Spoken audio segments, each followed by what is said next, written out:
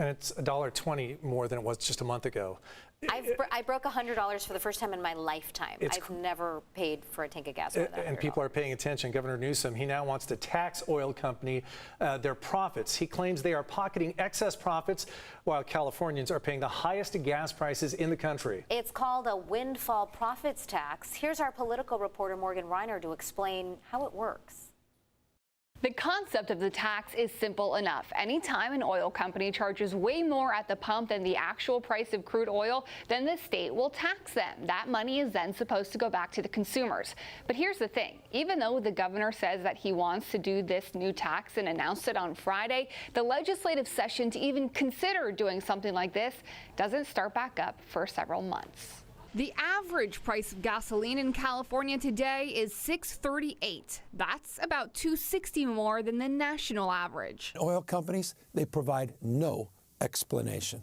The fact is, they're ripping you off. So he proposed an idea. I'm calling for a windfall tax. Tax the profits the oil companies make and give it back to the people. I'm very excited that the governor has followed our lead in the assembly. That's Assemblymember Alex Lee on the phone. He loves the idea. In fact, he introduced the idea in a bill form back in March when lawmakers were in session, something Newsom did not weigh in on then. I think seeing the oil cartel again do this to the California consumer and the fact of his own perhaps political ambitions is changing his mind on these things. That's okay, so long as he understands the merits of good policy. But the legislative session doesn't start back up until December. That's months away. Newsom could call a special session to make it happen now. I think a special session would be warranted. But Republican Senator Brian Dahle, who is running against Newsom, said it won't happen. He just wants to blame somebody else and get some points right here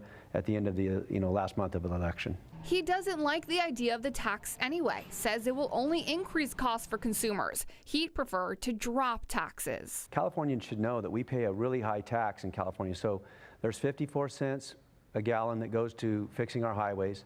There's another 20 cents a gallon that goes to California Air Resources Board. So it adds up to about $1.20 that Californians pay in taxes for a gallon of gas. I did reach out to the governor's office for an interview with him as well. They declined, so I sent in some questions. Who qualifies for these rebates? How often will they get them? In what form will they be? His office said that details of this proposal will be worked out in the legislative session.